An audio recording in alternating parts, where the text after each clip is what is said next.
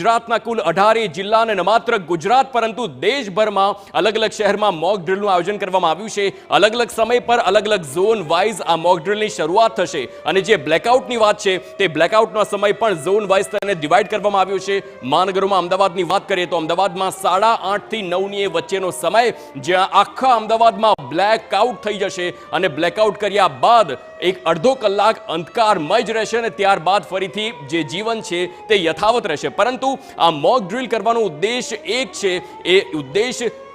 જ્યારે કોઈ પણ ઇમરજન્સીની સિચ્યુએશન આવે છે, જો ક્યારે પણ હવાઈ હુમલો થાય છે, કોઈ મિસાઇલ એટેક થાય છે અને ત્યારે ઇમરજન્સીની સિચ્યુએશનમાં શું કરવું, આપને જણાવી દઈએ કે અલગ અલગ જગ્યાએ સાયરન અત્યારથી જ મૂકી દેવામાં આવ્યા છે। એટલે કે આ મોક ડ્રિલથી એ સાયરનને પણ ઓળખી શકાય છે કે જ્યારે ઇમરજન્સીની સિચ્યુએશનમાં સાયરનનો એ અવાજ આવે એટલે શું કરવું, ત્યારે તાત્કાલિક જ પોતાને બચાવવા માટે અલગ અલગ જગ્યાએ સુરક્ષિત જગ્યાએ જતા રહેવાની પણ એક સૂચના આપવામાં આવી છે અને તેનું જ આ ડેમોન્સ્ટ્રેશન આપવામાં આવે છે। જો કોઈ આપની આસપાસ કોઈ ઇજાગ્રસ્ત વ્યક્તિ હોય તો તેનું રેસ્ક્યુ કેવી રીતે કરવું અને તેને હોસ્પિટલ સુધી કેવી રીતે પહોંચાડવો અને એ પણ પોતાને સુરક્ષિત રાખીને તે પણ આ મોક ડ્રિલમાં એ જ વસ્તુ બતાવવામાં આવે છે। અને ત્યારબાદ અંતિમ સાયરન, એ સાયરન કે સુરક્ષાની હાલ સ્થિતિ છે, હાલ કોઈ ખતરો નથી, એટલે કે અલગ અલગ જે સાયરનના અવાજ સંભળાવીને એ બતાવવામાં આવી રહ્યું છે કે આ મોક ડ્રિલમાં જ્યારે ઇમરજન્સીની સિચ્યુએશન આવે ત્યારે આ પ્રકારના સાયરનના અવાજ આપ ઓળખી શકો છો અને ત્યારબાદ પોતાને અને આપના પરિવારજનો અને નજીકના લોકોને પણ બચાવી શકો છો। આપને જણાવી જે પ્રમાણે હુમલો થયો છે બહાવલપુર સહિત કુલ 9 જગ્યાઓ પાકિસ્તાનની જે આ પ્રકારે મિસાઇલ હુમલો કરવામાં આવ્યો છે, ડ્રોન હુમલો કરવામાં આવ્યો અને તેમાં આતંકીઓના જે આકાઓના હેડક્વાર્ટર્સ હતા તેને ઠાર કરવામાં આવ્યા અને ત્યારબાદ જે આખી સ્થિતિ છે તે તણાવ ભરી રહી છે અને આ પ્રકારની સ્થિતિમાં આખા ભારતમાં કોઈ પણ નાગરિકને કોઈ ઈજા ન પહોંચે, કોઈ જાનહાનિ ન થાય એટલા માટે જ કેન્દ્ર સરકારે આખા દેશમાં આ મોક ડ્રિલનું આયોજન કર્યું છે અને પહેલેથી જ 7 તારીખે મોક ડ્રિલની જાહેરાત કરવામાં આવી હતી અને ત્યારબાદ 7 તારીખે વહેલી સવારે એટલે કે મોડી રાત્રે 1:30 વાગ્યાથી લઈને 1:05 થી 1:30 એટલે 25 મિનિટની અંદર 100 થી વધુ જે આતંકીઓ હતા તે તમામને ઠાર મારી દેવામાં આવ્યા છે અને ત્યારબાદ સવારથી જ મોક ડ્રિલનું આયોજન કરવામાં આવ્યું અને 4 વાગતા જ મોક ડ્રિલની શરૂઆત પણ થઈ ગઈ છે। આપને જણાવી દઈએ કે અમદાવાદ, સુરત, વડોદરા આ તમામ સ્થળ જ્યાં મોલની અંદર ઓફિસીસના જે કોમ્પ્લેક્સ હોય છે તેની અંદર સાથે જ જેટલા પણ રેસિડેન્શિયલ એરિયા હોય છે એ તમામમાં આ પ્રકારે મોક ડ્રિલ કરવામાં આવી છે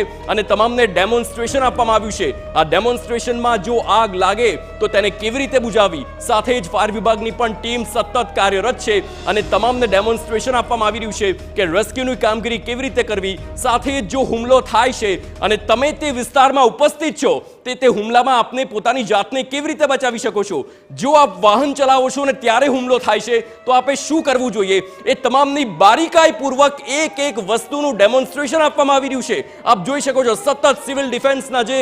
જવાનો છે, પોલીસના જવાનો છે, ફાયર વિભાગના જવાનો છે, તમામ એક સાથે આવ્યા છે અને હાલ અમદાવાદ હોય, અલગ અલગ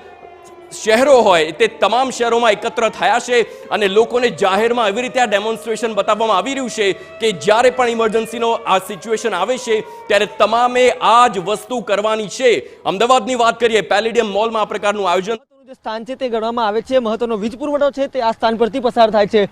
સૌપ્રથમ જે સાયરન છે તે એક્ટિવ થયા બાદ અહીંયાથી જે તમામ કર્મચારીઓ છે જે કાર્યરત હતા, જે મકાનમાં હતા, તે તમામને ઇવેક્યુએટ કરીને એક સેફ પ્લેસ પર મોકલવામાં આવ્યા છે। તેની સાથે જે સાયરન એક્ટિવ થયું, એ સાયરન એક્ટિવ થયા બાદ જે જુદા જુદા વિભાગો છે તેમને પણ જે જાણ છે તે કરવામાં આવી છે। તેની સાથે જે અન્ય લોકેશન પર છે તે પણ અહીંયા સર્ચ અત્યારે ચાલી રહ્યા છે। સર્ચની સાથે સાથે જે એમ્બ્યુલન્સ છે તેને પણ સ્ટેન્ડ બાય મોડ પર કરવામાં આવી। તો આપ જોઈ શકો છો આ દ્રશ્યો છે અમદાવાદ શહેરના છે। એક બાજુ હવામાનનો પલટો પણ છે, અલગ અલગ વિસ્તારોમાં વરસાદ પણ અને તેની વચ્ચે મોક ડ્રિલ ઝડપથી થઈ શકે છે તે બાબતનું આયોજન કરવામાં આવ્યું। અલગ અલગ જે એક્ઝિટ ગેટ હોય છે તેમાંથી કઈ રીતે લોકોને બહાર કાઢવા, કેવી રીતે સ્ટ્રેચર પર ઇન્જર્ડ વ્યક્તિને લઈ જવા, તે સંપૂર્ણ બાબતે મોક ડ્રિલમાં આયોજન કરવામાં આવ્યું। કેમેરામેન રાહુલ સાથે જિગ્નેશ પટેલ, TV9 અમદાવાદ। તો આ દ્રશ્યો જોઈ રહ્યા છો, હાર્દિક કરવામાં આવ્યું છે, પરંતુ અત્યારે આપણે સેનાની સાથે લડવા નથી જઈ શકવાના, પરંતુ તમામ જે દેશના નાગરિકો છે તેને ચોક્કસ એક અપીલ કે આ જે મોક ડ્રિલ કરવામાં આવી રહી છે, જેનું આયોજન કરવામાં આવ્યું છે, તે મોક ડ્રિલ જે છે તે આપણા જ બચાવ માટે અને આપણી સાવચેતી માટે છે, એટલે પરિવારજનોને પણ એ બાબતે સૂચિત કરવામાં આવે। જ્યારે પણ ઇમરજન્સી સર્જાય ત્યારે લોકો કઈ રીતે સાવચેતી રાખવી તેના માટે એક જે મોકડ્રીલનું આખું દેશભરની અંદર આયોજન કરવામાં આવ્યું હતું. ત્યારે સુરતની વાત કરીએ તો સુરતની અંદર પણ જે ઇન્ટરનેશનલ બિઝનેસ સેન્ટર છે ત્યાં મોકડ્રીલનું આયોજન કરવામાં આવ્યું હતું. અત્યારે સીધા જે રીતે દ્રશ્યો જોઈ શકાય